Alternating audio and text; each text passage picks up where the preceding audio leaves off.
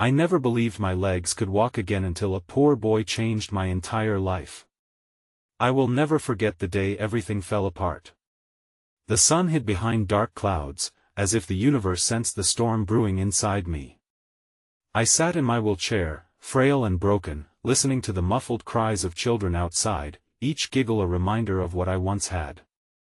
I longed to run with them, to feel the grass tickle my feet as I laughed and spun, but all I felt was an aching void. Why parents had fought so hard to keep our family together, but with each surgical failure, their hopes dwindled. I watched disbelief in their eyes, the spark dimming with every doctor appointment. They spoke in whispers, trying to hide their despair from me, but I could hear the tremble beneath their words and feel the tightness in my chest. I lost my place as their daughter, feeling more like a burden. The silence thickened, wrapping around our home like a blanket of suffocation. Days turned into nights, and I grappled with the reality of my existence. I had friends, yes, but they turned into distant memories, replaced by unshed tears and relentless questioning. Why me? It was at this low point that I first met him, the boy who would change everything. He had worn torn clothes and dirt-streaked cheeks, a wild sparkle in his eyes that defied his circumstances. He approached me with a strange confidence. "You look like you need a friend," he said. It struck me, the simplicity of his words, and I wanted to cry. His laughter was a melody, pure and unfiltered, like sunlight breaking through the storm clouds. Yet, there was something else about him, a magnetism, a mystery that drew me in. As I learned his story, of hardship and resilience, I felt a flicker of something I thought was lost hope. He spoke of dreams, of a world brimming with possibilities, painting images in my mind that I had long abandoned. With every encounter, I felt my heart beat stronger, my spirit fighting to rise from the ashes of despair. But every time I pictured recovery, the shadow of doubt threatened to pull me back under. What kind of magic could a poor boy possess? How could one friendship turn my darkest hour into a beacon of light? I sat on the edge of uncertainty, confused but curious, as he made me laugh, truly laugh, for the first time in ages. My heart swelled, and my hands trembled with a newfound energy. But then, one afternoon, everything changed. He stood in front of me with tears glistening in his eyes. His words stumbled out, heavy and breaking, I can't meet you anymore." My chest tightened. I was losing the one person who brought warmth back to my soul.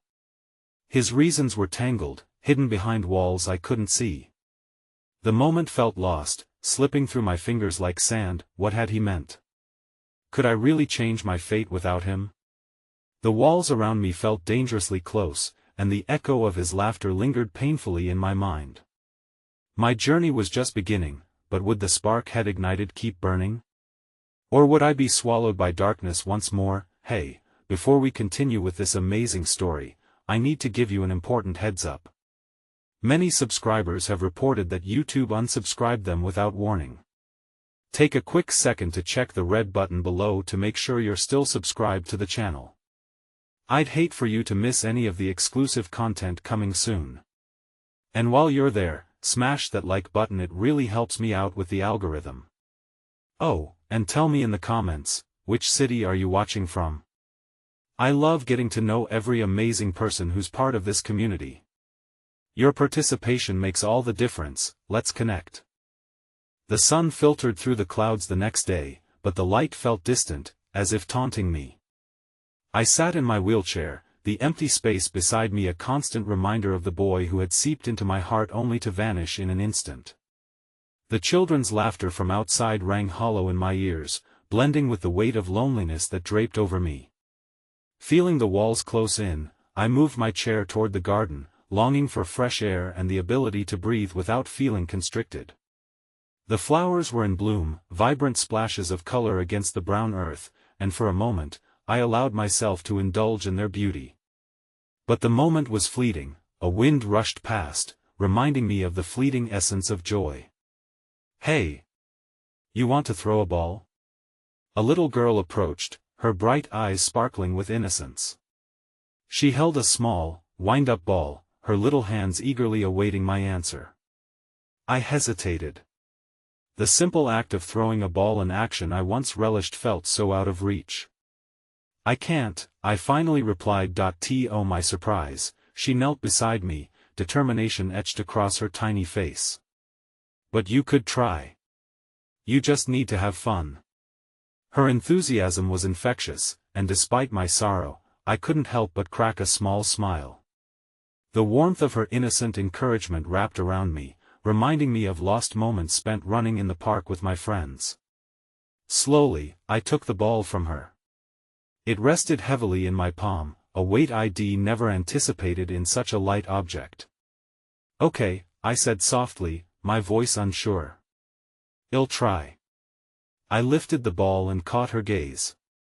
She nodded fervently, her excitement pushing me forward, the wind-up mechanism whirred to life as I tossed the ball with all my strength. It landed only a few feet away, but for a fleeting second, joy surged through me. The girl squealed in delight, her laughter ringing like bells, and I savored that moment, hungry for the fragments of happiness. Yet as the day wore on, my thoughts drifted back to him. I was still haunted by the last words we exchanged, distressed by his unresolved pain. I wished I could understand, could dive into the depths of his sorrow and pull him back, but all I had was silence and echoes of laughter that reminded me of his absence. By evening, the world outside grew dim, the shadows creeping in as if the darkness were claiming every ounce of light. My parents sat at the kitchen table, their hushed voices fragile and tinged with worry. I caught snippets of their conversation: the increasing bills, the uncertainty of tomorrow, and the hardship that loomed like a heavy fog over our discussions. My heart sank, my healing felt selfish against the weight of their struggles. As I lay in bed that night, tangled in sheets and thoughts, I couldn't shake the feeling that the bright spark my new friend had ignited was rapidly dimming. How could I rally my spirit when I didn't even know where had gone? I stared at the ceiling, a swirl of emotions pooling inside me, despair dancing uneasily with the remaining threads of hope. Suddenly, my cell phone buzzed violently on the nightstand, piercing the gloom. I fumbled to grab it, my heart racing at the prospect of finding a message, perhaps a scrap of reassurance. Instead, it was a notification, a photo shared in a group I belonged to. I opened it, and my breath caught in my throat. There he was. The boy. Smiling, vibrant, standing in front of a large group of children, all laughing in the light of day. But it was the backdrop that sent chills racing down my spine: a battered building with walls covered in graffiti, possibly a shelter for the less fortunate. My fingers trembled as I read the caption: "Lost one family, found another. Never stop believing." I stared at the photo, confusion flooding through me. What family? Could this be the reason he had to leave? The image struck me like a blow to the chest, a wave of emotions crashing against me. Who was this boy really? I wanted answers. I needed to know if our paths would cross again, to understand what was drawing him away or bringing him closer to the light. He sought, the shadows around me deepened, yet a new determination surged. I would rise, I would seek him out, no matter the cost. My legs may have felt weak, but my spirit would fight. Tomorrow would be a new journey, a step closer to reclaiming the pieces of my heart. But still, the uncertainty tangled around me like ivy, and I couldn't shake the fear of what discovering the truth might bring. Would it light my way or draw me deeper into darkness? With those questions lingering in the air, I fell into restless sleep, uncertain of the revelations awaited with dawn. The next morning, the sun peeked cautiously through my window, timidly illuminating the shadows that lingered in my room. I awoke with a renewed sense of purpose, an ember of hope igniting in my chest, yet the heaviness of unanswered questions still loomed over me. After quickly dressing, I maneuvered my wheelchair to the garden, desperate for the balm of fresh air and the soft light to aid my resolve. The flowers, vibrant and alive, danced in the gentle morning breeze, their beauty juxtaposed against the dark uncertainty settling in my mind. I found a quiet spot beneath the sprawling branches of a willow tree, its draping leaves providing shelter from the glaring sun. With a deep breath, I closed my eyes, trying to imagine the boy's laughter echoing in my ears, hoping it would guide me in my search. That I understood that to find him, I needed to gather the courage to step out of my carefully constructed world of safety. It was not just about chasing shadows, it was about facing everything I had avoided, the fears, the pain, and the barriers that held me back. Scouring through my phone, I looked at the photo again and again, staring into the boy's bright eyes, the warmth of his smile igniting a longing that felt almost unbearable. The caption haunted me. What family had he lost? And what had he found in that chaotic place, an oasis in the storm? I resolved to visit the shelter, to understand more about this fragment of his life, and perhaps catch a glimpse of who he truly was. With newfound resolve, I wheeled myself back inside, conjuring up small fragments of resourcefulness. I called a taxi service that was known for helping people with disabilities. As I waited, my heart raced at the thought of stepping into a world that felt so far beyond me. What if the journey unmasked something darker, something that would haunt me forever? The ride was short, but every bump in the road felt exaggerated as I ascended toward my destination. With my hands clasped tightly in my lap, I replayed every awful scenario in my head. What if he didn't want to see me? What if my pursuit brought more pain to someone who was already hurting? But deep down, I sensed that this was a risk worth taking. As the taxi pulled up to the shelter, I took a moment to absorb my surroundings. The building was older, worn down yet clinging to a sense of resilience, as vibrant murals adorned the walls, telling stories of hope and struggle intertwined. The air felt thick with the past, whispering tales of lost hopes but also of newfound strength. Slowly, I wheeled myself toward the entrance, my heart hammering louder with every rotation of my wheels. Inside, chaos brewed. Children wandered in clusters, their laughter spilling into the air, mothers chatted amongst themselves, and staff bustled about with an unyielding sense of purpose. It was a world so foreign yet oddly comforting. There was warmth here, an undercurrent of community that felt alive, and it gave me strength. That I approached the front desk, where a woman with kind eyes and a welcoming smile looked up from her papers. "Can I help you?" she asked, her voice smooth and calming. "That I am looking for a boy with bright blue eyes." "He was here," I stammered, my heart racing as I spoke. "He posted a picture from this shelter." Her expression shifted slightly, curiosity mingled with concern. "Could you give me a name?" I hesitated. Did I even know his name? "I don't know his name," but suddenly, a commotion at the entrance caught both our attentions. A group of children hurried inside, their joyous screams heralding the arrival of something or someone exciting. And amongst them, I caught him. The boy. His warm smile brightened the room, transcending the clutter. My breath hitched in my throat. The reality of finding him collided with a wave of conflicting emotions within me, yet before I could process the whirlwind of feelings, another child rushed to him, tugging at his shirt. "Come on. They're waiting for us." They darted away, laughing, leaving me hovering in place, overwhelmed with uncertainty. "Wait." I called, my voice cracking, but the chaos surrounded us, suffocating my plea. I felt like a ghost haunting a place where I feared I did not belong. What should have been a heartwarming reunion instead became another trick of fate, leaving me adrift and desperate. "Excuse me," I turned back to the woman at the desk, hope flickering in my chest again. "Please, can you tell me anything about him? What's his name?" She looked at me closely, her expression shifting to one of understanding. "Come, I'll take you to him," she said gently. As we made our way past the bustling room, I could see him more clearly now. He was laughing with the other children, free and untethered, an echo of everything I wished to be. And yet, just as I began to think of words I would say, identity and purpose began to swirl in my mind, a tidal wave of questions renewing my resolve. But then she stopped, pulling me to an abrupt halt. "Wait here," she instructed, before heading off toward the chaotic laughter.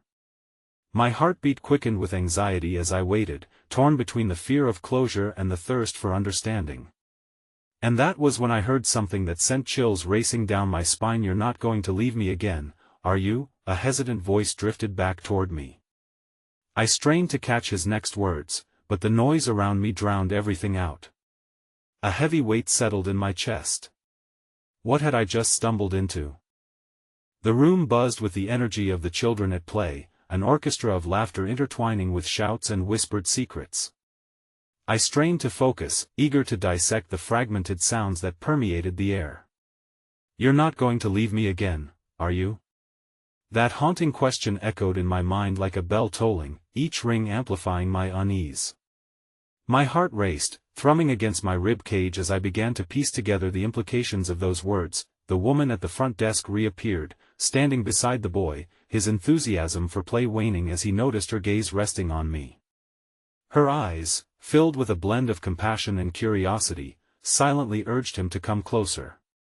But he hesitated, uncertainty clouding his bright blue eyes like the vast sky on a stormy day, teetering between light and darkness. "Lucan," she said gently, gesturing toward me, "this lady is looking for you."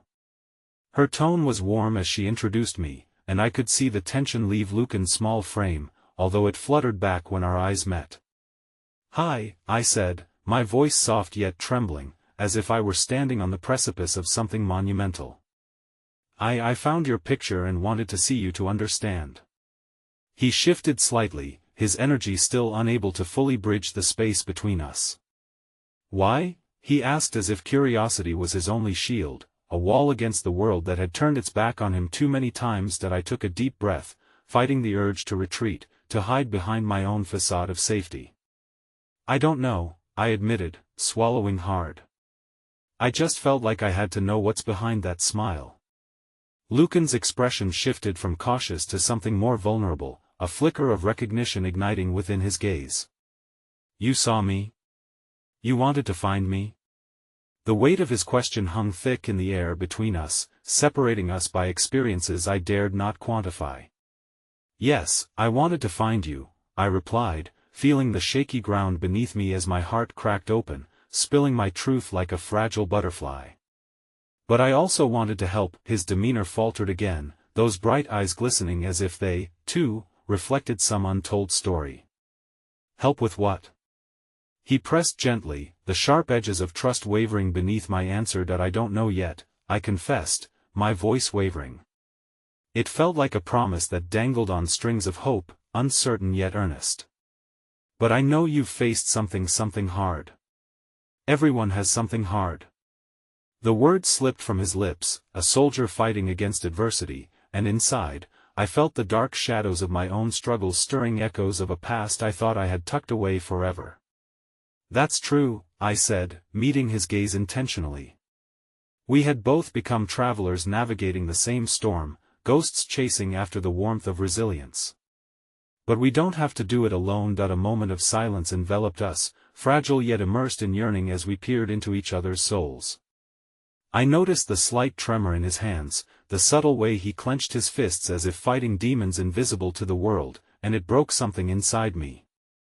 "I promised I wouldn't leave," he whispered, voice barely breaking through the cacophony of laughter surrounding us. "But I've been left before."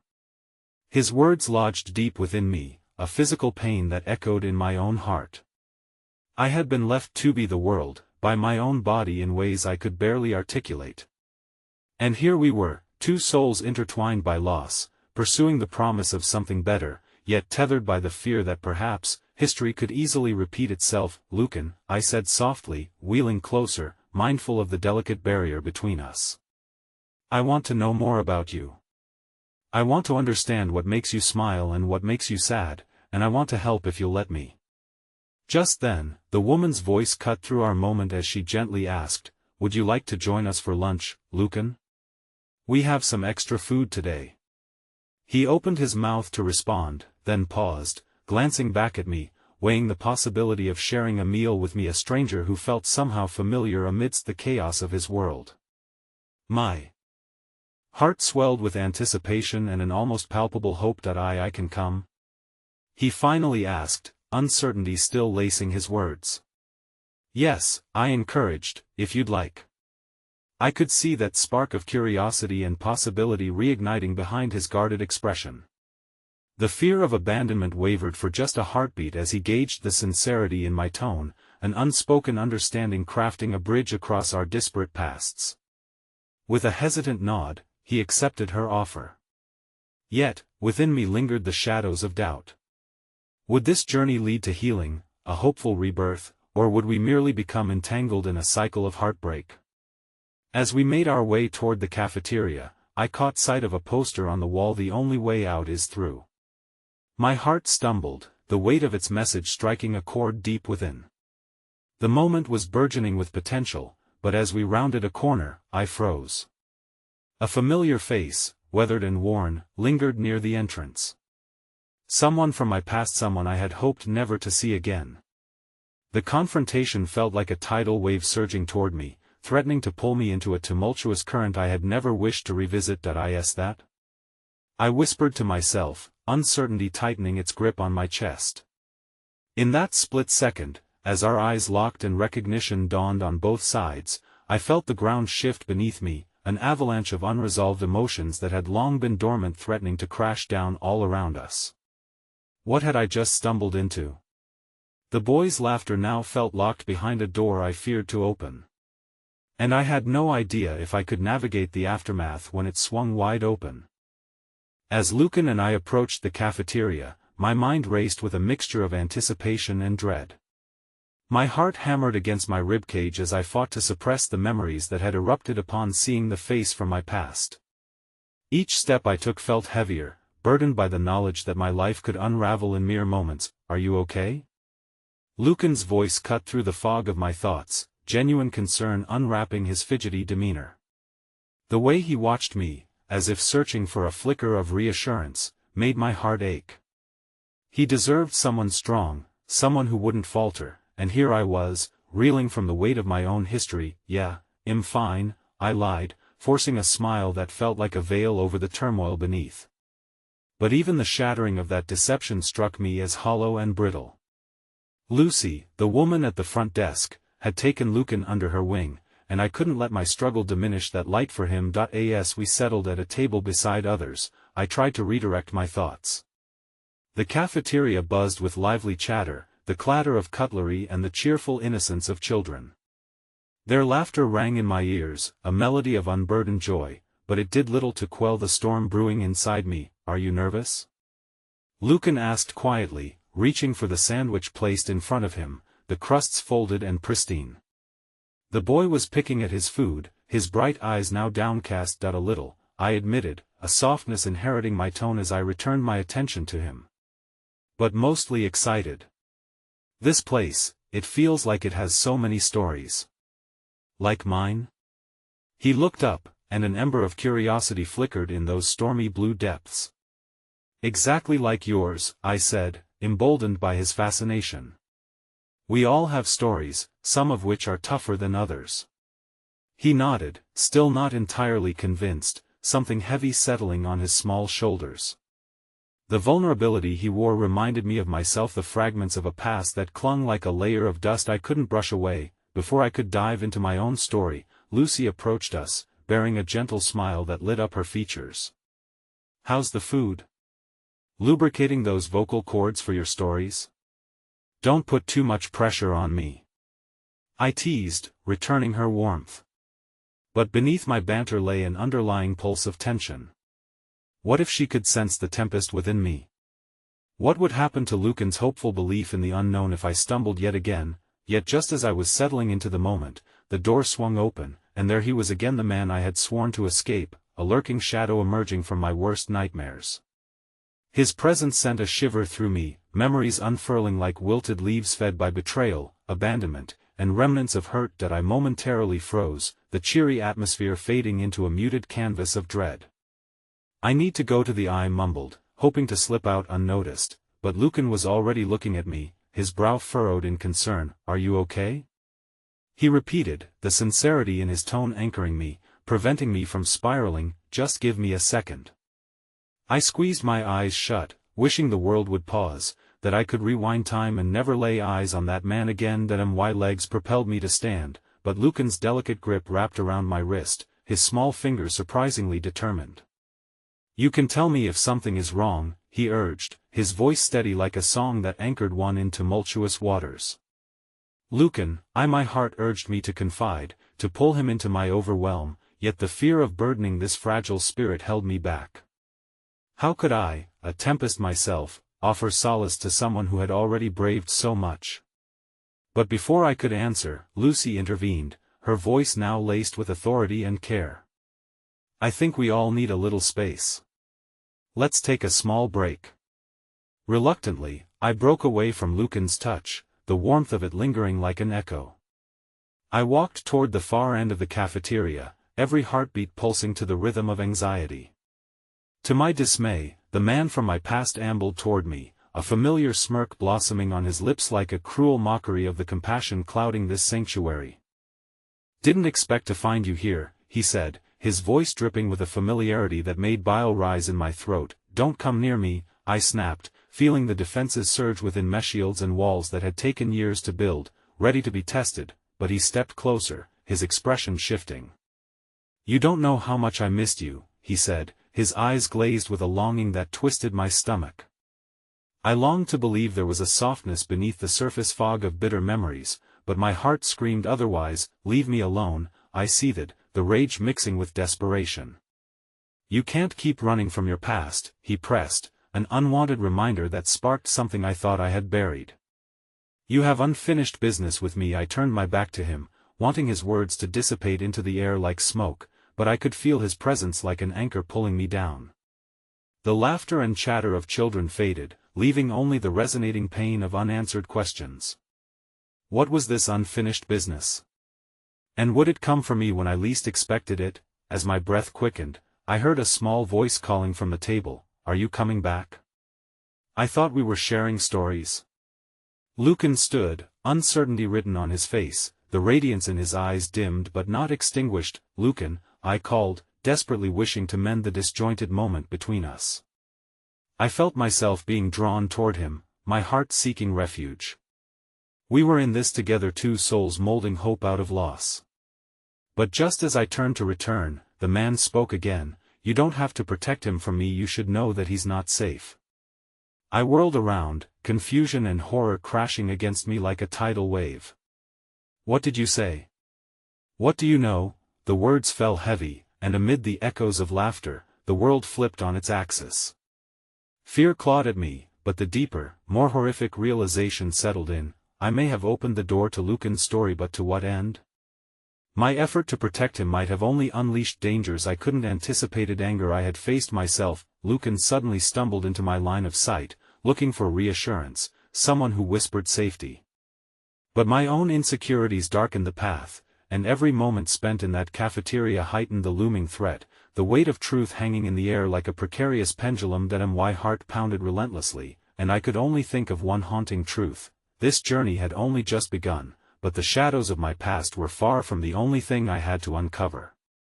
With every step I was bound to take, I could feel Lucan's steady gaze, a fragile connection fighting to anchor me even as the storm threatened to swallow us whole. The cafeteria buzzed with life, but I felt like I was drowning in a vast, desolate sea. I stood frozen, caught in the crossfire of my own chaotic emotions, torn between Lucan's hopeful gaze and the grisly echoes of a past I thought I could outrun. "What do you mean he's not safe?" I could hardly manage to squeeze the words from my throat, as if merely speaking them would solidify the truth behind them. The man who had haunted my dreams stood before me, casting a dark shadow that threatened to extinguish the spark of hope flickering within Lucan's heart. His lips curled into a sardonic smile. "You're naive if you think you can keep him away from the truth. Children sense things, danger, betrayal." I took a step back, the chilling implications of his words slicing through my composure like a sharp blade. Protecting Lucan was my lifeline, my only chance of redemption, and yet here was the very embodiment of my past warning me of the fragility of innocence. "What do you know about him?" I demanded, desperation fueling my voice. There was a sudden solidarity in my fear for Lucan, and I felt an unexpected fire kindle within. "Enough." He leaned in closer, eyes glinting with a twisted amusement. "He's an extension of you, after all. Whatever chaos awaits you will also find him." I couldn't let myself believe it. I couldn't let the remnants of my past dictate Lucan's future. "You're lying," I whispered, but the conviction in my words was waning. I felt like I was playing a dangerous game, and the stakes were higher than I could fathom. In that moment, the weight of reality crashed down upon me. Protecting Lucan wasn't just about shielding him, it meant confronting my own demons. I couldn't be his savior while shackled to the sins that had brought me to this point. I had fought too hard to stay afloat, I couldn't let the tempest wash him away. My heart raced as I turned to Lucan, confusion still lingering on his face. I could see the fear prompting his eyes to flicker between us. Yet even as I struggled to find the right words to rescue him from the weight of uncertainty, something unexpected happened. Lucy stepped forward, the warmth radiating from her like an unyielding beacon. Enough, she declared, her voice rising above the chaos, and drawing everyone's attention. Who allowed you to come here and spread this fear? The man's bravado faltered for just a moment, surprise flickering across his features. And who exactly are you? He shot back, irritation dripping from his words. I'm someone who won't allow you to manipulate this space with your darkness. Lucy's gaze was steady, unwavering. People here have suffered enough. If you're here to hurt them, you will not stay. It was a small act of kindness, a spark of defiance against the shadows threatening to engulf us. As her words resonated, I felt a flicker of hope. Perhaps not all was lost, but as I turned back to Lucan, the weight of my decision hovered over me like a storm cloud. Would I have the courage to fight for him? To keep him anchored when the tides of pain threatened to drown us both? With each passing moment, the answer seemed to drift further away. Lucan, listen to me, I said, trying to cast out the lingering darkness. This isn't about him, it's about us. I'm here to protect you, no matter what. He nodded slowly, though uncertainty still painted his small face. But what if he's right? What if something bad happens? A wave of guilt crashed over me. I promise, I began, desperate to keep the trust alive between us. You and I will figure this out together. I'll never let anything happen to you. But as I said the words, the heaviness in the pit of my stomach twisted. Everything I had built in recent weeks felt like a facade, and the truth remained just beyond my reach. How could I promise safety when my own past lurked just outside the doors? The man stood silent now, eyes narrowing with contempt. He didn't step forward, and attention hung in the air like a taut string ready to snap. Yet even in this precarious limbo, I couldn't shake the inexplicable sense that he wasn't done. Then, as if fate had dealt its hand, the lights flickered and dimmed momentarily, a prelude to oblivion. A collective gasp filled the cafeteria. What was that? Lucan's voice trembled, and I quickly knelt beside him, gripping his shoulders firmly. Hold on to me, it's okay, I said, forcing the reassurance through clenched teeth. Fear coiled around my heart as a dreadful thought crossed my mind.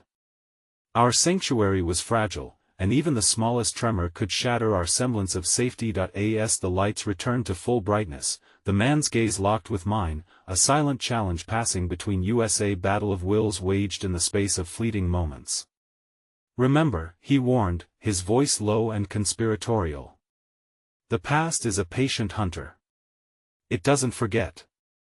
With that unsettling promise echoing in the air, he took a step back, disappearing into the throng of children and staff, leaving behind a trail of uncertainty that felt impossibly dense. I held Lucan's gaze, the misunderstanding and dread mirrored in his expressive eyes. I'm scared, he finally admitted, his small fingers clenching the fabric of his shirt. I know. The honesty drenched my heart. But we'll face whatever comes together, always together. In that moment, a quiet understanding unfurled between us, a bond forged in vulnerability. Yet as I spoke those words, the realization dawned upon me, painfully stark, it was just as true that the weight of my history threatened to spiral out of control.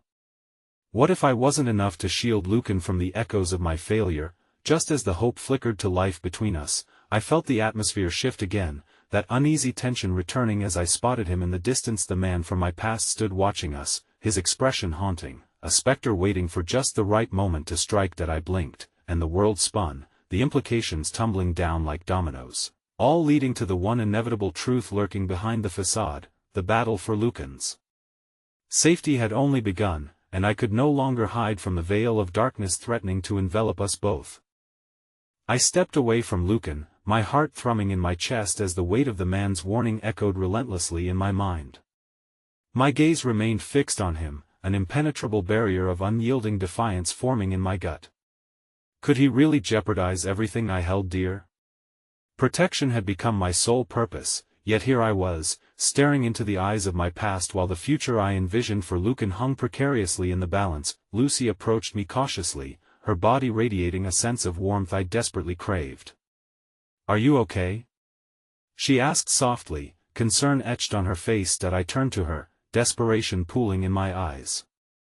"Never been more okay." My voice trembled as I fought against the tide of emotions threatening to spill over. I thought I could keep him safe, but I choked back my uncertainty.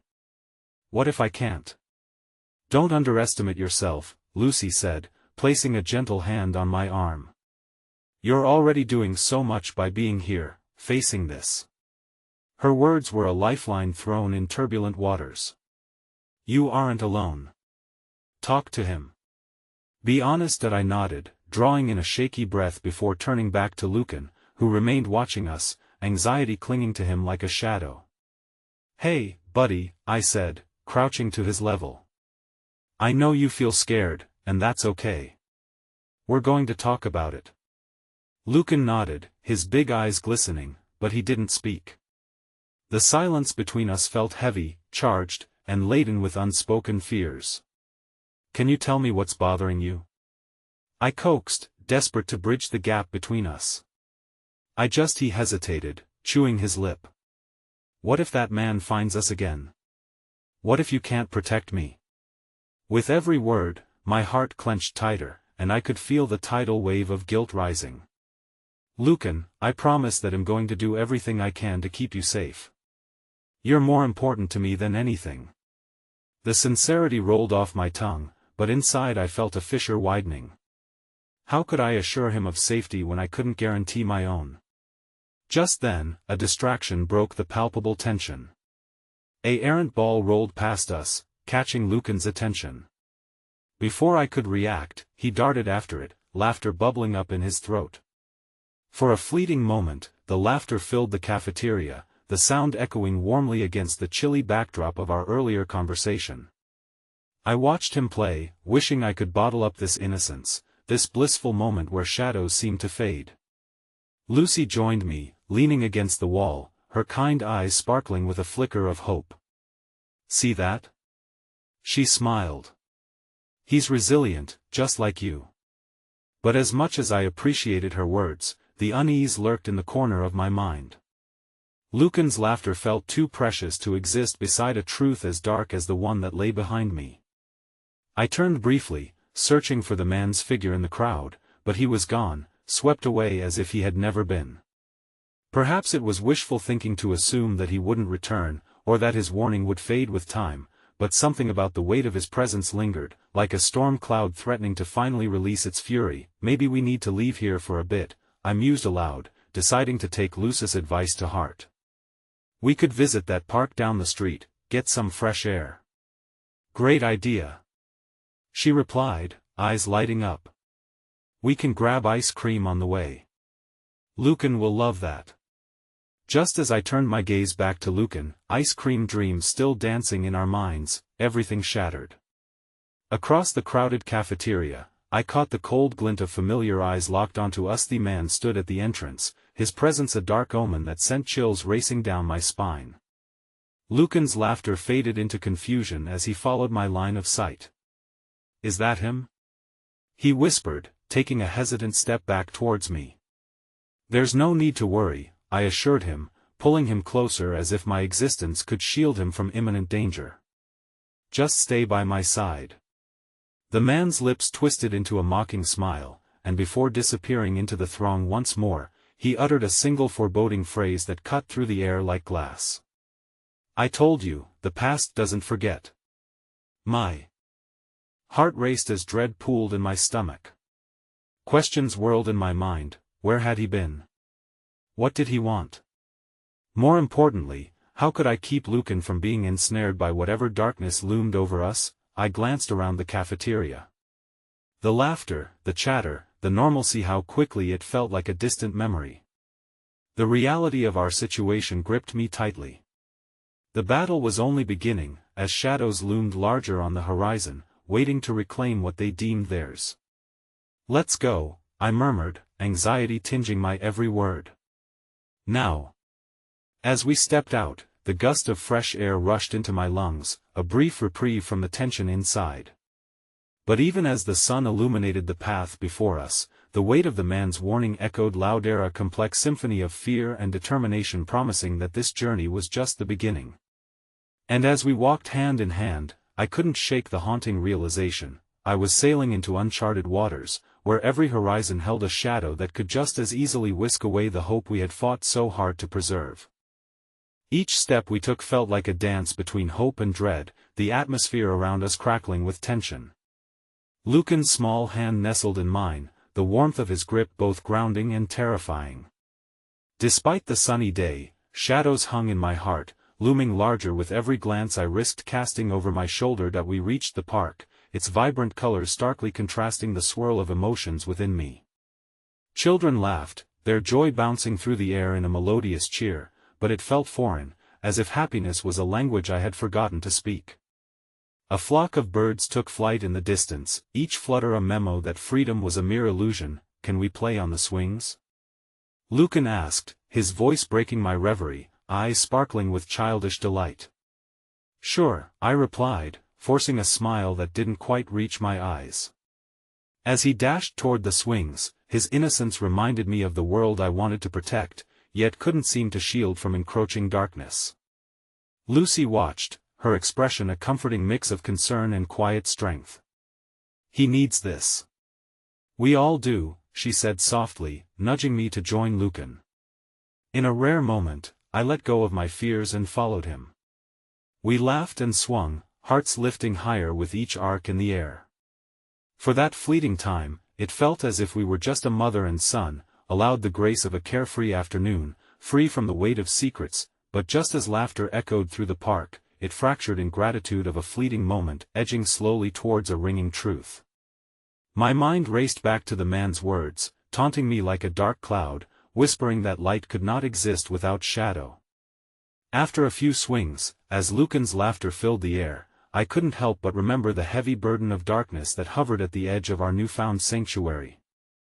I needed to signal that I was still in control, I still was the guardian he believed me to be. "Lucan," I called, struggling to keep my voice steady.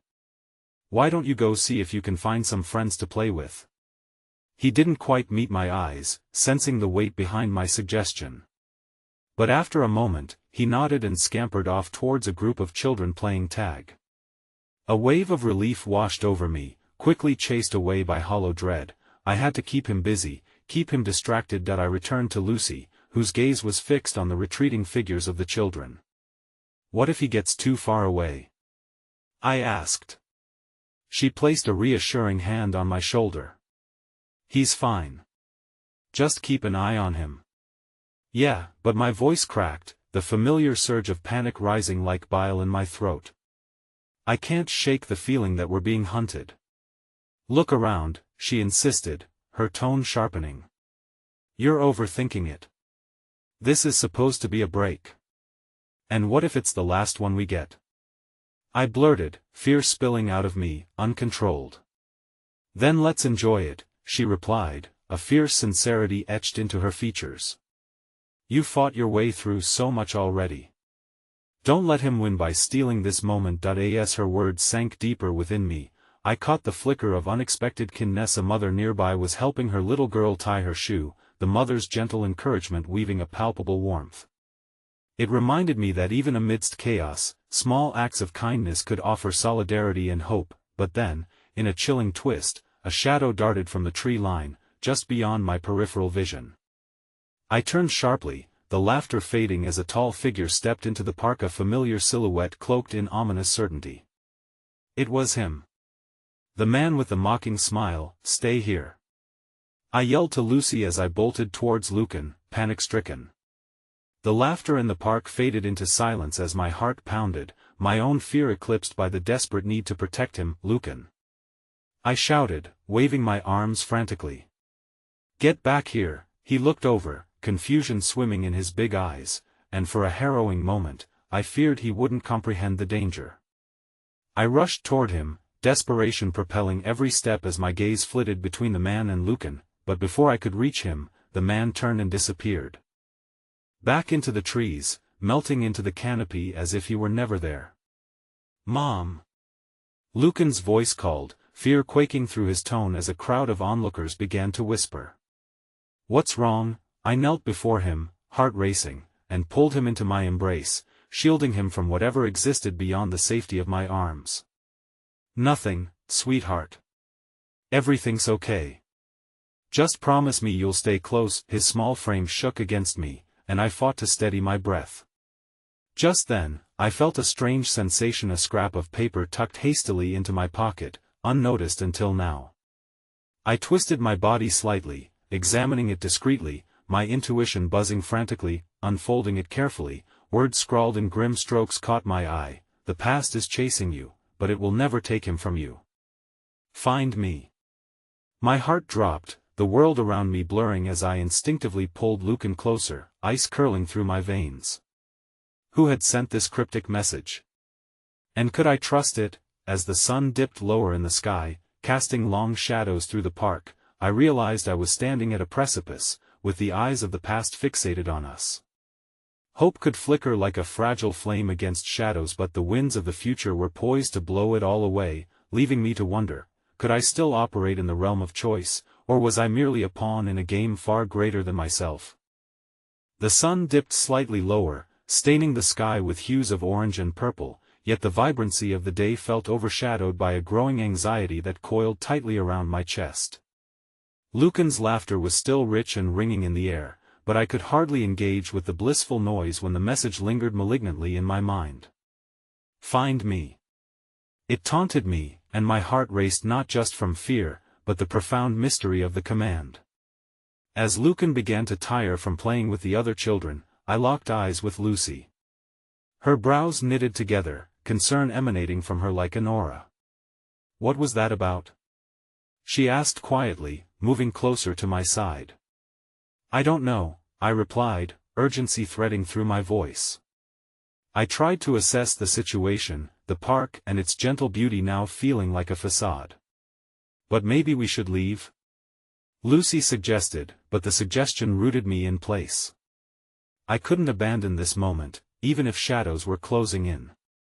Not after finding a kind of laughter that felt so rare and precious. Lucan ran back to us, spinning like a whirlwind of joy. "Did you see how I jumped, Mom?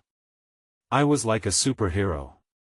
His exuberance was contagious, and I released a small laugh, although the edges of my smile were frayed with worry. "Yes, you were incredible," I said, holding on to that moment, even as the fear churned deep inside. "Do you want to play one more game before we go?" "Yeah." His eyes sparkled, oblivious to the tempest brewing beneath my surface. That we joined the other kids for a final round of tag. My heart lifted slightly as I watched Lucan weave through the sea of children, but my eyes never drifted far from the park's edges. Every rustle of the trees sent a jolt through me, every stranger's glance felt too scrutinizing. In the midst of the chaotic fun, I spotted a boy slouched on a bench, clutching a worn-out baseball glove as he watched the other children play.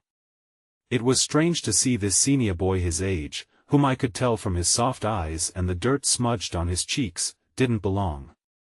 For one fleeting second, our gazes met, and in his expression, I saw a reflection of longing and ache that resonated deeply within me.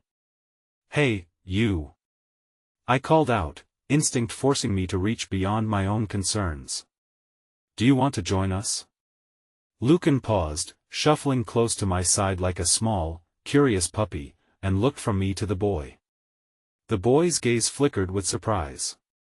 "Me?" he asked, incredulous. "Yeah.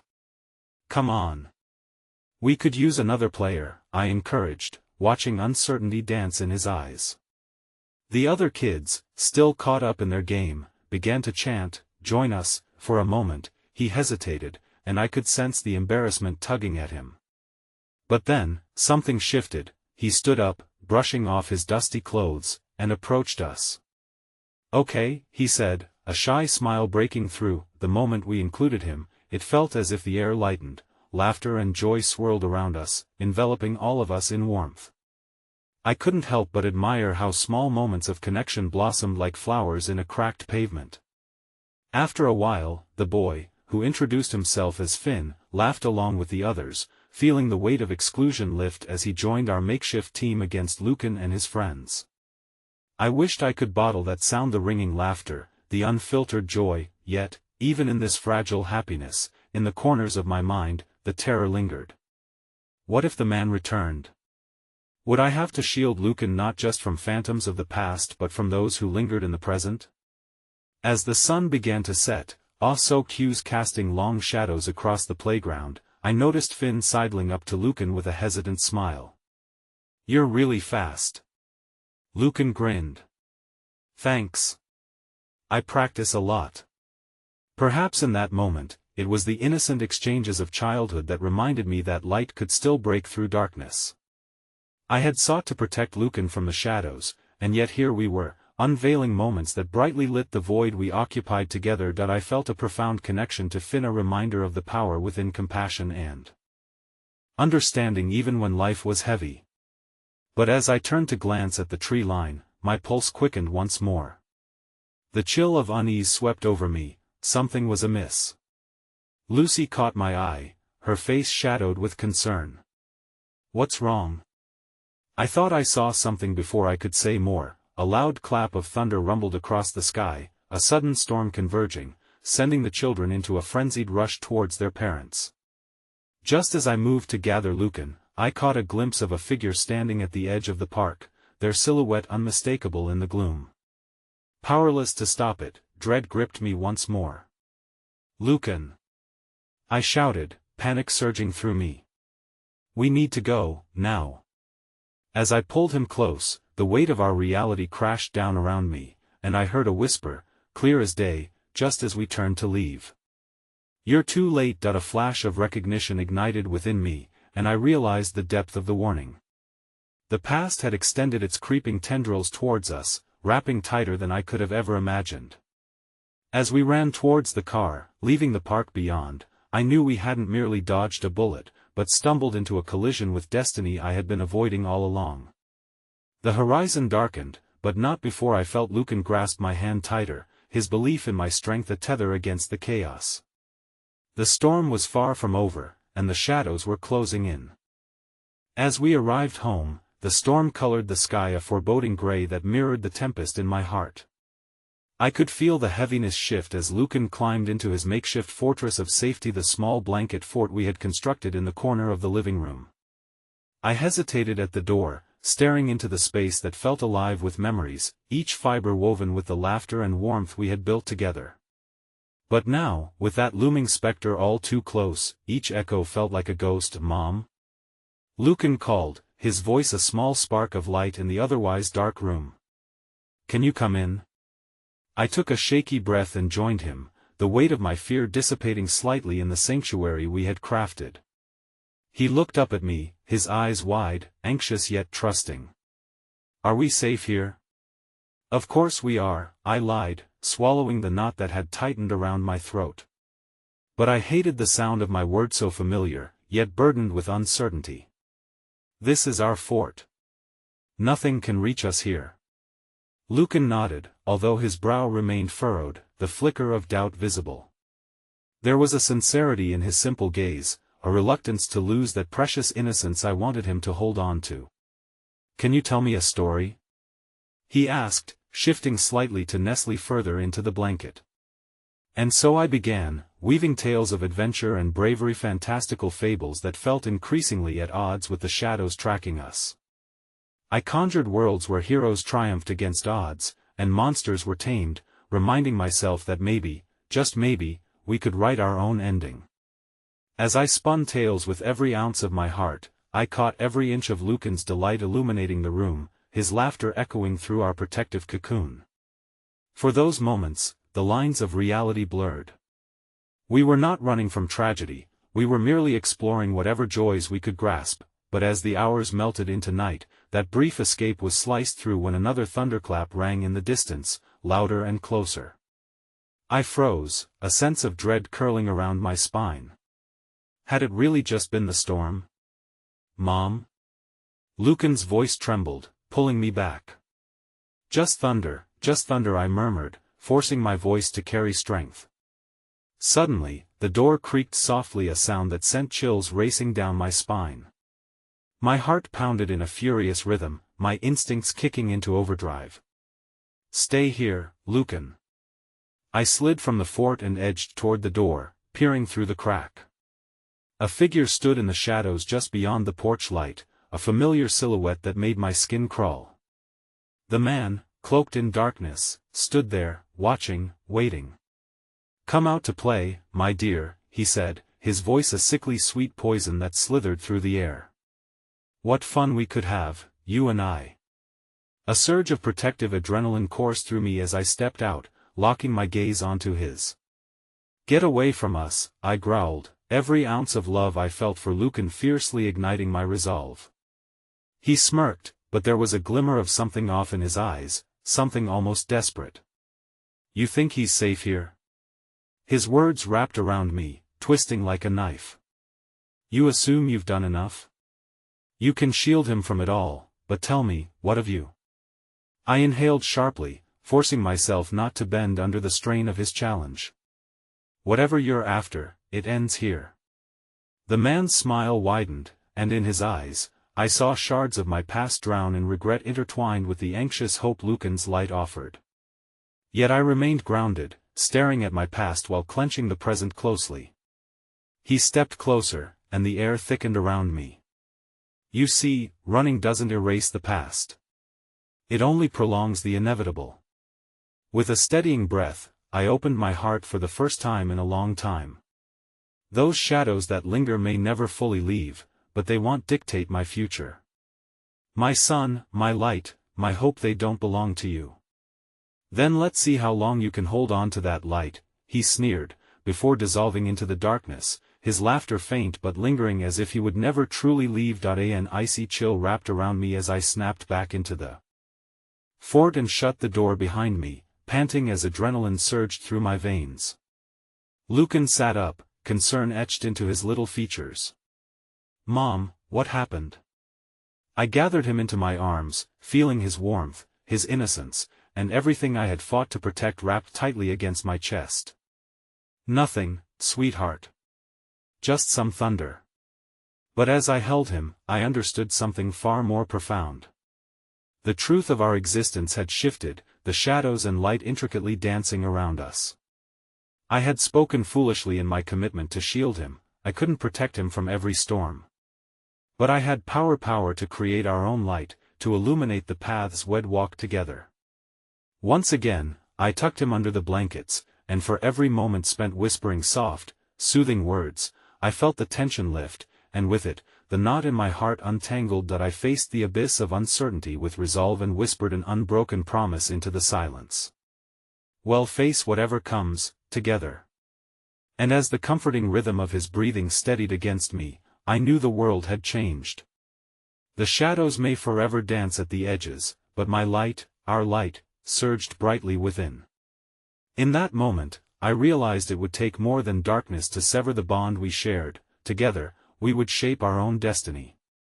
As I closed my eyes, a sense of calm enveloping me, a resolution began to forge there in the quiet heart of our sanctuary, blooming anew from soil once laid bare, a faith in each other, a mutual understanding that love was the strongest fortress we could build, and when I whispered my final prayer, it landed not just as a word-born commitment, but as a promise woven between two souls, the refrain of our lives encoding hope in every syllable. The past might chase, but we would outrun it, shining brighter and stronger than any storm ever could. And with that, I knew we were never truly alone, together we would always find our way back to the light.